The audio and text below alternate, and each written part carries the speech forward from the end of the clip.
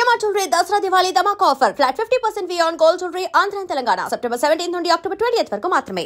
ఇక్కడ కూడా వచ్చి రాముని గురించి రీసెర్చ్ చేసి తెలుసుకోవాల్సిన విషయం ఏంటంటే వాల్మీకి రీసెర్చ్ సెంటర్. అసలు రామాయణంలో ఎన్ని ఘట్టాలు ఉన్నాయి, ఎన్ని క్వశ్చన్స్ ఉంటాయి, ఎన్ని ఆన్సర్స్ ఉంటాయి. రామాయణం అనేది అసలు ఎలా పుట్టింది, దీనికి సంబంధించి చాలా క్వశ్చన్స్.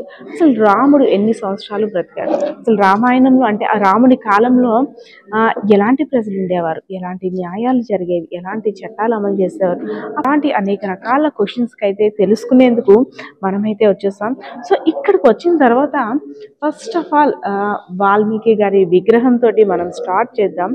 ఇక్కడ ప్రతి ఒక్క ఘట్టాన్ని కూడా ఇక్కడ అద్భుతంగా చూపిస్తూ ఒక బుక్ని కూడా ముందు మన ముందు డిస్ప్లేలో ఉంచారు. అదేవిధంగా అలా కొంచెం వెళ్ళినట్టయితే రామాయణానికి సంబంధించి మనం ఎప్పుడు ఒక బుక్ రామాయణం బుక్ ఉంటుంది, అది చూస్తాం. కానీ ఇక్కడికి వచ్చిన తర్వాత నాకు చాలా క్వశ్చన్స్, రామాయణానికి సంబంధించి ఇన్ని బుక్స్ ఉన్నాయంటే అసలు దీని నుండి మనం ఏం నేర్చుకోవాలి, మనకి తెలిసిన రామాయణం అది ఒకటి సరిపోతుందా, మనం చదివింది ఇదేనా, ఇంకా చదవాల్సింది ఉందా, ఇంకేమైనా తెలుసుకోవాలా. సో ఇక్కడికి వచ్చిన తర్వాత అయితే మాత్రం నేను అలా కాసేపు చూస్తూ ఉండిపోయాను. రామాయణానికి సంబంధించి మనకి తెలియాల్సింది ఎంత మ్యాటర్ ఉందా మనం తెలుసుకోవాలి. సో భావి తరాలకి కూడా తెలియజేయాలి. సో నేనైతే ఇక్కడ మ్యామ్ ఉన్నారు. మ్యామ్ నమస్తే. నమస్కారం అండి. ఫ్రమ్ ఐటీన్స్ మీడియా. సో ఇక్కడ ఎంటర్ అయ్యేసరికి Valmiki research centre. So Ramayanam గురించి మీకు ఇలాంటి క్వశ్చన్స్ ఉన్నా, లేదు మీరు ఏం చదవాలనుకున్నా, ఏం తెలుసుకోవాలని. కానీ రామాయణం అనేసరికి మనకు ఒక బుక్ ఒకటి కనిపిస్తుంది. ఇక్కడికి వచ్చేసరికి అసలు ఏంటి ఇవన్నీ రామాయణంకి సంబంధించినవి, రాముడి చరిత్రతో ముడిపడి ఉండేవా ఇవన్నీ. సార్ మ్యామ్ నాకైతే మాత్రం ఇవన్నీ ఒక అంటే అదొక రకంగా ఉంది, ఇంత ప్రౌడ్ గా కూడా ఉంది. సో మ్యామ్ మీ నేమ్ అండ్ మీరు మేడం. నమస్కారం అండి. సో నేను ఆథర్ని. సో మేము యాక్చువల్లీ తవాస్మే అకాడమీ అని చెప్పేసి almost 10 years back we started this academy. ఆ అకాడమీలో నేను శ్రీరామ్ గారు అండ్ జానవి గారు అని చెప్పేసి మేము ముగ్గురం మెయిన్ ఆథర్స్గా. మేము బిట్స్ ఐఐటీలో చదువుకున్నాము, తర్వాత యూఎస్కి వెళ్ళి తర్వాత ఎంఎస్ హైయర్ స్టడీస్ కూడా చేసాము. బట్ ఆ తర్వాత రెగ్యులర్ జాబ్స్ చేసాము. కానీ అందులో మాకు ఏదో కొరత అనిపించింది. డబ్బులు సంపాదిస్తున్నాము, అన్ని అవసరాలు ఉన్నా కానీ ఏదో సమాజానికి చెయ్యాలి అన్నది మాత్రం మైండ్లో ఉండిపోయింది. సో ఏం చేయాలి అని అనిపించినప్పుడు విద్యా వ్యవస్థకి ఏదైనా చేయాలి అని అనిపించింది. విద్యా వ్యవస్థలో ఉన్న కొరత ఏంటంటే మనకి ర్యాంక్స్ ఉన్నాయి, అన్నీ ఉన్నాయి, కానీ విలువలతో కూడిన విద్య కనుమరుగైంది. చిన్నప్పుడైతే విద్యా బుద్ధులు అని ఉండేది. విద్యా బుద్ధులు నేర్పించండి మా పిల్లలకి అనేవారు. ఇప్పుడు విద్య ఒకటే చాలు, బుద్ధి అవసరం లేదు అని అంటున్నారు. కానీ బుద్ధి చాలా ఇంపార్టెంట్. విలువలతో కూడిన విద్య నేర్చుకుంటేనే అది మనతో లైఫ్ లాంగ్ ఉంటుంది. చాలా మందిలో ఉండే క్వశ్చన్ ఏంటంటే రాముడు దేవుడా మనిషా? రాముడు కంప్లీట్ మనిషి అండి, 100% మనిషి. కానీ మనిషిలా బ్రతికితే దేవతలు కూడా పూజిస్తారు అని మనకి చూపించినవాడు. సో మనిషిలా బ్రతకడం వల్ల అందరూ ఆయనకి గుడి కట్టి దేవుడిలా పూజించారు. సో రామావతారానికి ముందు ఆయన విష్ణుమూర్తి, రామావతారం అయిపోయాక ఆయన విష్ణుమూర్తి శ్రీమన్నారాయణుడే. కానీ డ్యూరింగ్ రామావతారం ఆయన పర్ఫెక్ట్ మనిషి ఎలా ఉంటాడో అలానే ఉన్నారు. మనిషిలా బ్రతికితే అలా పూజిస్తారు అన్నదానికి నిదర్శనంగా ఆయన మనకి దేవుడు అయ్యాడు. మనిషి అంటున్నారు, అసలు మనిషిలో ఉండాల్సిన క్వాలిటీస్ ఏంటి, మనల్ని మనం మనిషి అనుకోవచ్చా? అదేనండి మనకి ఇది $1 billion క్వశ్చన్. మనం ఏమనుకుంటామంటే మనిషి అంటే చక్కగా మాట్లాడగలిగేవాడు అనుకుంటాం, కానీ నేర్పిస్తే చిలకలు మైనాలు కూడా మనకన్నా బాగా మాట్లాడతాయి. మనిషి అంటే 16 గుణాలు ఉన్నవాడిని మనిషి అని అంటారట. ఇది వాల్మీకి మహర్షి నారద భగవాను అడుగుతారు. నారద మహర్షి 16 గుణాలున్న మనిషి అంటూ ఉంటాడా, ఆయన ఎప్పుడో ఉన్నాడు, ఫ్యూచర్లో వస్తాడు, ఇలాంటివి చెప్పకు. సాంప్రతంలోకే నేను చూడగలిగేటట్టుగా ఒక మంచి ఎగ్జాంపుల్ చెప్పవయ్యా అని అడిగితే నారద మహర్షి ఆలోచించి, నువ్వు అడిగిన 16 గుణాలు కష్టమే మనిషిలో, కానీ రాముడు, ఇక్ష్వాకు వంశంలో రాముడు ఉన్నాడు, నువ్వు అడిగిన 16 గుణాలు ఉన్నాయి అని 16 గుణాల గురించి చెప్పారు. సో గుణవాన్, వీర్యవాన్, ధర్మజ్ఞ, కృతజ్ఞ, ఇలా చాలా ఉన్నాయి. ఈ 16లో ఫస్ట్ గుణవాన్ తీసుకుంటే 10 మందితో అరమరికలు లేకుండా కలిసిపోగలడం మనిషికి ఉండాల్సిన మొట్టమొదటి లక్షణం. అలా కలిసినప్పుడు నీ అస్తిత్వాన్ని పోగొట్టుకోకూడదు. అంటే వాళ్ళతో కలుస్తున్నాం కదా అని నీ నియమాలన్నింటినీ వదిలేసుకోకూడదు. కష్టం వచ్చినప్పుడు దిగజారిపోకూడదు అన్నది బ్రేవ్‌నెస్. గుణవాన్, వీర్యవాన్, ధర్మం తప్పకూడదు, గ్రాటిట్యూడ్, చేసిన మేలు మరిచిపోకూడదు. ఇలా 16 గుణాలని చెప్పి ఈ 16 గుణాలు కంప్లీట్‌గా ఉన్న వ్యక్తి కావాలి అనంటే నారద మహర్షి ఆన్సర్‌గా రామాయణాన్ని సంక్షేపంగా రాముడి చరిత్రగా వివరించారు. సో ఈ 16 గుణాలే కాదు ఇంకా చాలా గుణాలు ఉన్నాయి అని చెప్పేసి అవన్నీ చెప్తే అప్పుడు వాల్మీకి మహర్షి చూసింది చూసినట్టుగా మనం క్రికెట్ మ్యాచ్ లైవ్ టెలికాస్ట్ అంటాం కదా, అలా వాల్మీకి మహర్షి దర్శించారు. దర్శించి వాల్మీకి రామాయణాన్ని ఆయన డాక్యుమెంట్ చేశారు. సో దాని మీద మేము పరిశోధన చేసి లైఫ్ స్కిల్స్ గా తీసుకున్నాం. శవాస్మి మన గతి మన గమ్యం. యా అసలు అంటే దీనికి రామాయణంకి సంబంధం ఏంటి మ్యామ్? యా మేమేమనుకున్నామంటే మా ఫోకస్ లైఫ్ స్కిల్స్ ని తీసుకురావడం. సో అందరికీ రామాయణం భక్తి పరంగా చాలా గొప్పది అని తెలుసు, కానీ రామాయణం మనిషికి ఎలా ఉపయోగపడుతుంది, మన డైలీ లైఫ్ లో ఈ స్కిల్స్ ని ఎలా ఎంబెడ్ చేసుకోవడం వల్ల మన లైఫ్ హ్యాపీగా సాగుతుంది, హ్యాపీనెస్ కోసం ఎలాంటి స్కిల్స్ నువ్వు అలవర్చుకుంటే మంచిది అన్న దాని మీద మేము ఫోకస్ చేసి తవాస్మి అని తీసుకొని వచ్చాం. సో ఇదేంటంటే 4 వాల్యూమ్స్ బుక్స్ అండి. సో 1, 2, 3, 4 ఇది మనం ఫస్ట్ ఇంగ్లీష్ లో తీసుకొచ్చాం. దీన్ని వెంకయ్య నాయుడు గారు ఆవిష్కరించారు 2020లో. ఆనాటి వైస్ ప్రెసిడెంట్ ఆయన. సో ఆయన బుక్ చాలా బాగుందని చెప్పేసి ఆయన రిలీజ్ చేశారు. సో ఈ 4 బుక్స్ లో ఏంటంటే వాల్మీకి రామాయణాన్ని యథాతథంగా మనకి చాలా వరకు సినిమా నాలెడ్జ్, యాక్చువల్ గా ఇది జరిగిందా లేదా అన్నది మనకి క్లారిటీ లేదు. సో అందుకని తెలియడం కోసం 2 వాల్యూమ్స్ అంటే 1.5 వాల్యూమ్ మనకి వాల్మీకి రామాయణాన్ని యథాతథంగా ఇచ్చాం. తర్వాత 16 క్వాలిటీస్ అని మాట్లాడాను కదా, అలా ఒక్కొక్క క్వాలిటీని తీసుకుని దాన్ని 360 అనాలిసిస్ అంటే ఏంటా గుణము, ఈ గుణం నేటి సమాజానికి ఎందుకు అవసరం, అది నేను అలవర్చుకోవడం వల్ల నాకు వచ్చే లాభం ఏంటి, ఎలా అలవర్చుకోవచ్చు, అలవర్చుకోవడంలో వచ్చే అడ్డంకులు ఏంటి, ఆ అడ్డంకుల్ని ఎలా అధిగమించాలి, ఇలాంటి ఒక 360 అనాలిసిస్ జరుగుతుంది. ఇది నేను ఒకళ్ళు మాట్లాడుతుంటే బోరింగ్ అనిపిస్తుంది, అందుకనే మనం దీన్ని ఎలా తీసుకోవచ్చు అంటే తండ్రి కూతుళ్ళ సంభాషణగా తీసుకోవచ్చు. నువ్వు 10 మందితో కలిస్తేనే క్వశ్చన్స్ కూడా ఆ 10 మంది కూడా మంచోళ్ళు అవ్వచ్చు, చెడ్డోళ్ళు అవ్వచ్చు. 10 మందితో కలిస్తేనే నీకు కష్టం వచ్చినప్పుడు వాళ్ళు నిలబడతారని చెప్తారు. అప్పుడు నెక్స్ట్ క్వశ్చన్ అడుగుతుంది, మంచి వాళ్ళు ఉంటారు, చెడ్డవాళ్ళు ఉంటారు, మరి చెడ్డవాళ్ళతో కూడా కలవమంటావా? నువ్వు మంచికి దగ్గరగా ఉండకపోయినా పర్లేదు కానీ చెడుకు దూరంగా ఉండాలి. సో చెడుకు దూరం ఉండాలి, మంచికి దగ్గరగా ఉండాలి, ఇలా నువ్వు ప్రవర్తించాలి. అలా అంటే మరి చెడు లేనివాడు అంటూ ఉంటాడా? నీ ఫ్రెండ్ లా వాడిని మంచి వారి వైపు మలచే ప్రయత్నం చేయాలి, అంతేగాని వాడి చెడు నువ్వు తీసుకో. ఇవన్నీ అంటే మనం మాట్లాడుకోవడం వరకు ఓకే, కానీ ఒక మనిషిని ఇప్పుడు నేనే ఉన్నాను, ఇలా కాదమ్మా ఇలా ఉన్నామని నేను యాక్సెప్ట్ చేయగలుగుతానా? ఇప్పుడు అందుకనే మనం ఇందులో ఏం చేసామంటే కొన్ని వర్క్ షీట్స్ పెట్టామండి. ఇప్పుడు రాముడు ఒక కేస్ స్టడీ, రావణాసుడు ఒక కేస్ స్టడీ. ఇందులో మనం ఒక వర్క్ షీట్స్ పెట్టాం. వర్క్ షీట్ లో ఎలా ఉంటుందంటే రాముడు, రావణాసుడు వీళ్ళిద్దరి మధ్య కామన్ క్వాలిటీస్ ఏంటి, వీళ్ళిద్దరి మధ్య యూనిక్ క్వాలిటీస్ ఏంటి.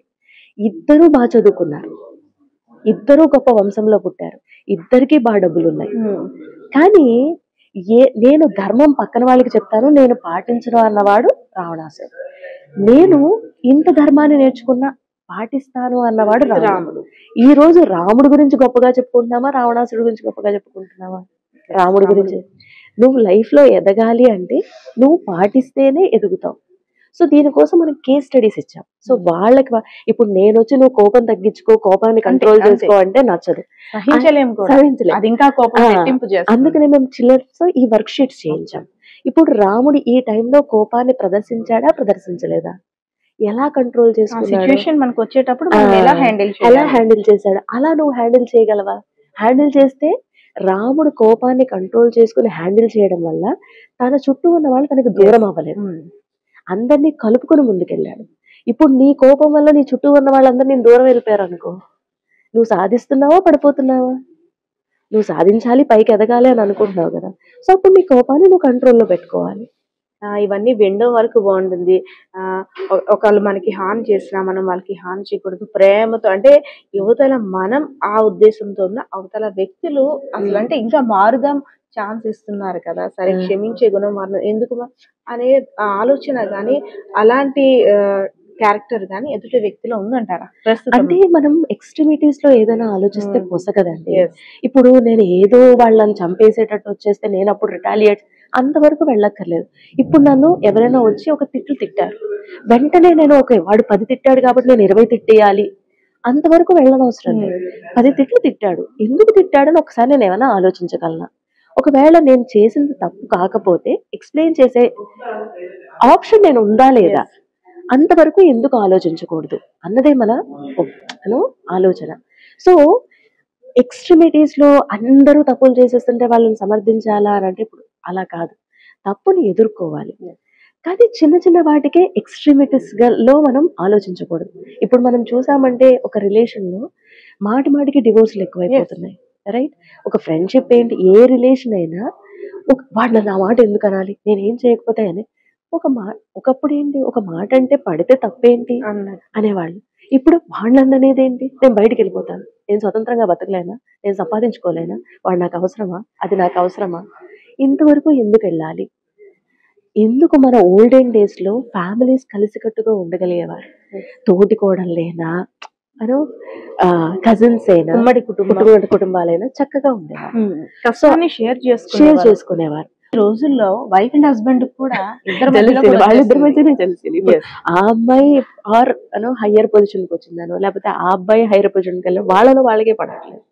సో అలా ఉండకూడదు. రాముడు సీత అనే ఎగ్జాంపుల్ చెప్పిన వాళ్ళు అన్ని కష్టాలు ఎదుర్కొన్నా వాళ్ళ బాండింగ్ ఎంత స్ట్రాంగ్ గా ఉంటుంది, వాళ్ళ ఆలోచన విధానం, ఫ్యామిలీని ఎలా సపోర్ట్ చేసుకున్నారు, ఫ్యామిలీ గురించి వాళ్ళు వనవాసం ఇవన్నీ అన్నదమ్ముల్ని ఎలా మేనేజ్ చేసుకున్నారు, సో అడవిలో పడ్డ కష్టాలు ఇవన్నీ అంటే సీతారాముల్లా ఉండండి అని చెప్పిన అంటే రాముడిని ఇంకెలా అనాలంటే రాముడిలా నేనేమి భార్యను వదిలేదు ఇలా స్టార్ట్ చేస్తున్నారు. అసలు రాముడిలా భార్యను చూసుకున్న వ్యక్తి అంటూ ఎవడూ లేడు. మీరు పతివ్రతల పేర్లు విన్నారు కదా? పతివ్రతల పేర్లు చెప్పండి. అనసూయ, సతీ సావిత్రి, ఉన్నారు కదా చాలా మంది. పత్ని వ్రతుడి పేరు చెప్పండి. పతియే ప్రత్యక్షమైన వాళ్ళు ఉన్న పేర్లు చెప్పారు, మరి పత్నినే వ్రతంగా చేసుకున్న వాళ్ళు ఒక పేరు చెప్పండి. అంటే పతియే ప్రత్యక్ష దైవం అని బ్రతికిన వాళ్ళని మనం గొప్పగా అనుకుంటున్నాము, పత్నిని గుండెల్లో పెట్టుకున్న వాడిని పత్ని వ్రతుడు, ఏకపత్ని వ్రతుడు అని మనమే మాట్లాడుతూ ఓ మాట, ఇంకొకసారి సీతను అనుమానించాడని మాట్లాడుతాం. కానీ అసలు రాముడు సీతను అనుమానించనే లేదు, రాముడు సీతని అగ్ని పరీక్ష పెట్టనే లేదు, తను వాలంటరీగా అగ్ని ప్రవేశం చేసింది అమ్మ. సో ఇదే పెద్ద కాన్సెప్ట్. కానీ అలాగే రావణాసుడికి శాపాలు ఉన్నాయి, నలకుబేరుడితో శాపం ఉంది, బ్రహ్మగారితో శాపం ఉంది.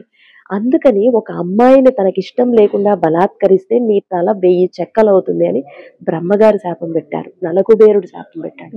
అందుకని సీతమ్మని ఏమీ చేయలేదా తప్ప సీతమ్మని ఏది చెయ్యకుండా ఉండాలి అన్న ఉద్దేశం అయితే లేదు రావణాసుడికి. ఆఖరికి మినిస్టర్స్ కూడా చెప్తారు, రావణాసుర నువ్వు just go and enjoy, will take care అని. అంటే నాకు అది తెలియదు అనుకుంటున్నావా, నా తల 1000 చెక్కలు అవుతుంది, నాకు ఎన్ని శాపాలు ఉన్నాయి, సో నేను చెయ్యలేను, సో ఏదో రకంగా నయానో భయానో ఆయన ఒప్పించండి అని అన్నాడు. 10 తలకాయలు ఉన్నాయా లేవు? 10 తలకాయలు ఉన్నాయి, ఉంటే మాత్రం 10 తలకాయలు ఉన్నాయా, 10 తలకాయలు ఆలోచించే అంత ఆలోచన బ్రెయిన్ పవర్ కింద ఈ క్వశ్చన్స్ అయితే ఉన్నాయి. ఎన్ని తలకాయలు ఉన్నదని ఇంపార్టెంట్ కాదండి, ఆ తలకాయలు ఎలా యూజ్ చేస్తున్నాం అన్నది ఇంపార్టెంట్. 10 తలకాయలు చెడ్డదానికే యూజ్ చేసామంటే వాటి వల్ల ఎటువంటి ప్రయోజనం లేదు. ఒక తల ఉండి మంచిగా ఆలోచిస్తే ప్రయోజనం ఉంది. అదే మనకి రాముడి నుంచి రావణాసుడి నుంచి నేర్చుకోవాల్సింది.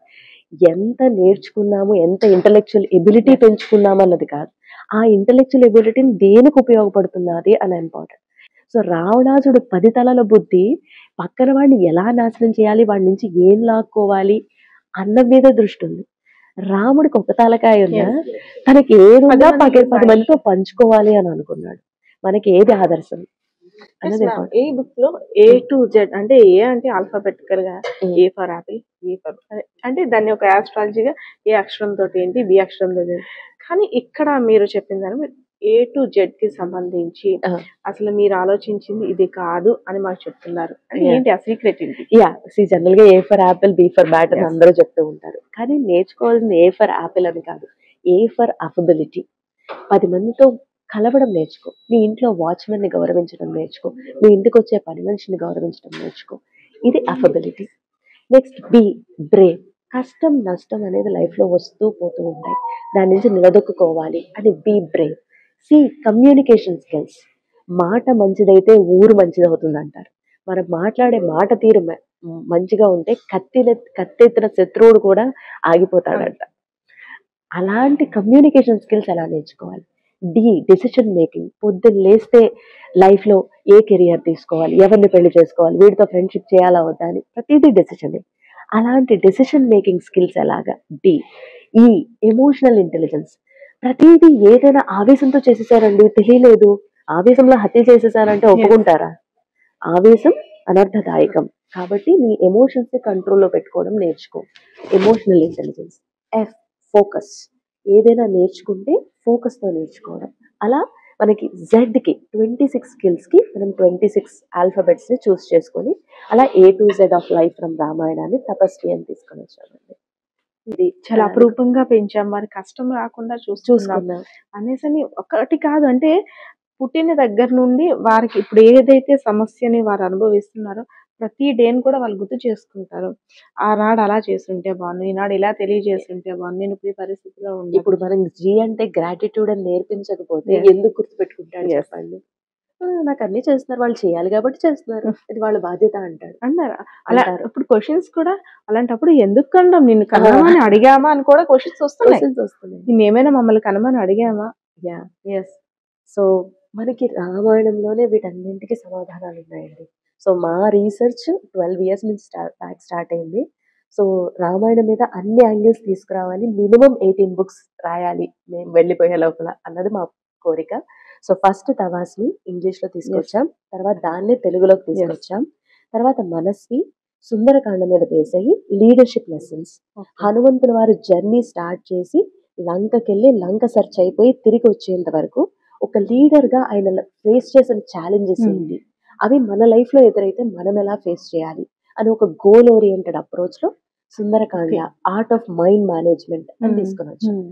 తర్వాత తపస్వి అని చెప్పేసి A to Z of life from skills from Ramayana. దీని తర్వాత వైదేహి అని తవాస్మి తపస్వి మనస్వి తపస్వి. దీని తర్వాత వైదేహి అని కూడా తీసుకుని వచ్చాం. Vaidehi focusing on women characters. మీరు ఇందాక అన్నారు కదా రాముడు సీతను అనుమానించాడా అని, దానికి క్లియర్ గా మనం ఆన్సర్ ఇచ్చాం. రాముడు సీతమ్మని ఎంతలా ప్రేమించాడు. ఓకే, అది అగ్ని పరీక్ష కాదు, అగ్ని ప్రవేశము అని. అండ్ రామాయణంలో కనిపించే ప్రతి క్యారెక్టర్, అహల్య గురించి, సుమిత్ర, తార, త్రిజట, చిన్న క్యారెక్టర్స్ నుంచి పెద్ద క్యారెక్టర్ వరకు అందరి గురించి చాలా డీటెయిల్డ్ గా మనం వైదేహికి ఇచ్చాం. ఫెమినిజం అని అంటూ మాట్లాడతారు, but what is true feminism అన్నది మనం ఆ బుక్ లో ఇవ్వడం జరిగింది. సో వైదేహి. ఆ తర్వాత మనం ఫ్యూచర్ లో రామరాజ్య ఇంకా రిలీజ్ కాబోతోంది అడ్మినిస్ట్రేషన్ పర్స్పెక్టివ్ లో. ఇంకా అలా చాలా బుక్స్ ప్లాన్ చేస్తున్నాం. అంటే ఒక 4 రోజులు 5 రోజులు చదివేసి వదిలేసేది కాదు రామాయణం. చిన్న పిల్లలైనా కూడా వాళ్ళకి ఇంట్రెస్ట్ ఉంటే దాని మీద పరిశోధన చేయాలి, దాని గురించి ఏదైనా తెలుసుకోవాలి అన్న ఉత్సుకతను పెంపొందించాలి. అందుకే మన బుక్స్ ఇక్కడ అన్నీ కూడా స్కూల్స్, కాలేజెస్ వీళ్ళని మనం ఫోకస్ చేస్తున్నాం. సో మన వారధి ప్రోగ్రామ్ ఏంటి, అంతకుముందు శంఖారావంలో కానీ ఇప్పుడు శంఖారావం తర్వాత Varadhi. Students is our focus. So స్టూడెంట్స్లో ఈ విలువలను తీసుకురావాలి అండ్ వీళ్ళకి రామాయణంలోని వివిధ కోణాలను పరిచయం చేయాలి అన్నది మన ఐడియా. ఎస్ మ్యామ్, నిజంగా మంచి ఆలోచన. అంటే రామాయణం అనేసరికి మీరు అనేటట్టు మూవీలో చూసాం, స్టోరీస్ విన్నాం. రాముడు వేటకి వెళ్ళారు, అడవికి వెళ్ళారు, అక్కడ వనవాసం, తర్వాత ఆంజనేయ స్వామి, ఈ తర్వాత రాముడు సీత కలిసిపోయారు, లవకుశలు. కానీ ఇక్కడికి వచ్చి అంటే వాల్మీకి రీసెర్చ్ సెంటర్కి వచ్చిన తర్వాత అసలు అంటే మనకి తెలియాల్సింది సముద్రం అంతా తెలిసింది, నీటి బొట్టు కూడా కాదు అసలు లేదనమాట. ఇసుక రేణువులో ఇంకా తక్కువ అనమాట. సో నాకైతే అంటే ఇంకా తెలుసుకోవాలి, ఎందుకంటే మన జీవన విధానం అంతా కూడా మొత్తం మారిపోయింది, పొల్యూట్ అయిపోయింది. సో రాముడి కష్టాలు, ఆయన ఎదుర్కొన్న సమస్యలు, దానికి ఆయన సొల్యూషన్ ఏ విధంగా చూసేవారు, సో అతనితో పాటు ఉన్న ప్రజల్ని ఎలా సంరక్షించుకునేవాడు. సో ఇక్కడైతే ఒక మంచి సొల్యూషన్ దొరికిందని. నమస్తే. థ్యాంక్ యూ అండి, thank you so much. And for more videos, please subscribe to iDream. Please subscribe to iDream. Please subscribe iDream. And please subscribe to iDream. For more videos, subscribe to iDream.